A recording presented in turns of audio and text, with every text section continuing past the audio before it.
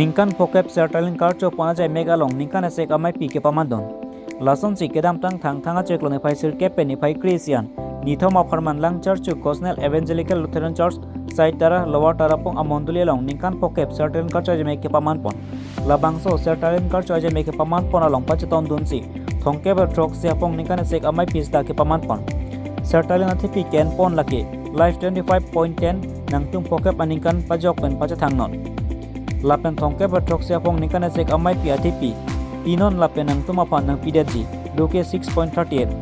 sertalin athan bang Reverend Barnabas terang Chairman Coastal Evangelical Lutheran Church Karbianglong Sir Beranterang Coordinator Seva Bharat Maipi athan bang Pastor Jacob Rongpi Coordinator of Ministry K.E.L.C Sarsing terang sertalin jai mekalong Maipu Pastor Ropsing Rongpi sertalin jai mekangpu Reverend Barnabas terang sertalin alonjor Langcharchu Nimarli Kero Karcho Jabang Rensing Tokbi Lokimo Kangpu Reverend Barnabas terang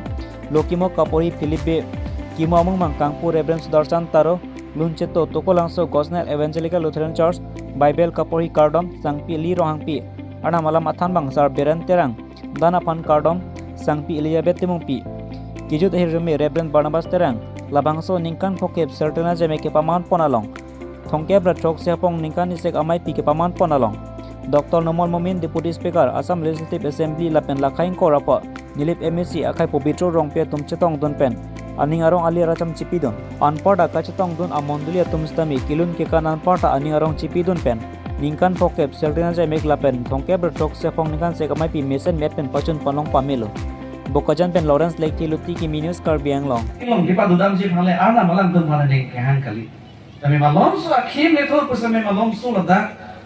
Bethlehem along rilong ki duje ban selang di ban ke arnam kan ning kan sa me chong vie lo la ben arnam akan saya tu mamutak long lo ande nge chite nai somar bahini phan ko sa me pathi kilo an ke root or pa tu ban te bahini ta me root isi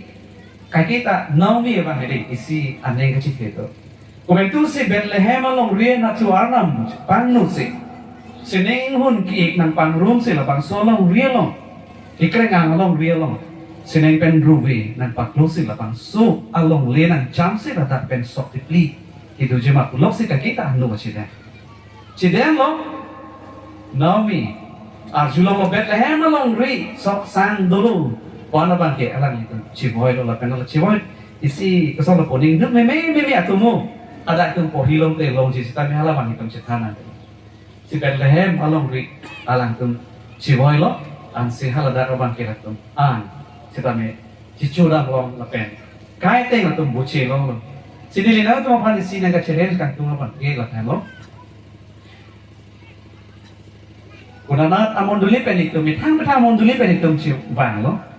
maybe itum ki bang urun bang ke itum aneng lo bang ke empty thanta we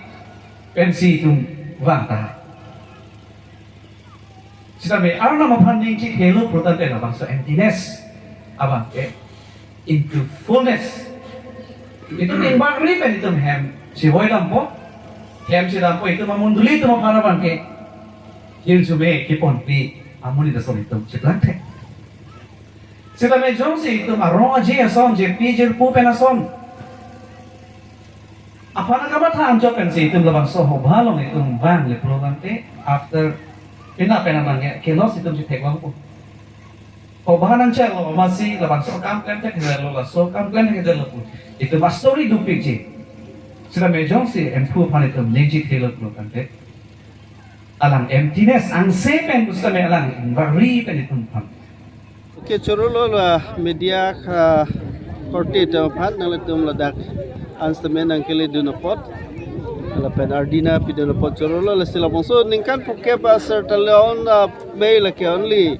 Langcharchu amondoli sertalon lake organization fan kali organization sertalon ke penan kana prang mane claim podelo la silabung so lake only ladak Langcharchu amondoli la Langcharchu amondoli lake Karlitang Timothy Bay Penajoksi alang letum family 14 February 1974 ningkan alang letum baptisma ino ala sela bungso baptisma KNR ni anniversary ningkan phokep anniversary puli pudes tamilo sila bungso amay si mana pini padukon lah Pini labang so sertalin katalon long labang so adim nalitum than po jima. labang so sertalin amay padudim lagi mana Langcharchu sai tarorong lah saya dia long ke lagi Tarapung angkang long Lapen monlig anang chitong ada kini. Lanak itu organisation taken itu lah Gospel Evangelical Lutheran Church total monling ko ada si do lah si ongdung adim pen ke nang si tong dulu ong hoitu ke bang tu mau ada sahita labang so monling ko ada ni monli tu member an ke ladak nang si tong dulu Pini nanglihin pen labang so karbeng long aradan pan pili mises kita yang labang so sertalin katalon pen. Karbeng lo ada padili pu ponji alam bang ke labang so sertalin na may pen sertalin na message lah ke mana hari to set free mana ke jok ke pacitang lehlo mana sertalin na amay pi along main a team ta la sila bang so ke jok la si pini apor mana Assam Legislative Assembly along Deputy Speaker da do la sila bang so mana Tarapung borpung rata tumke mana labang so isya bondage ason mana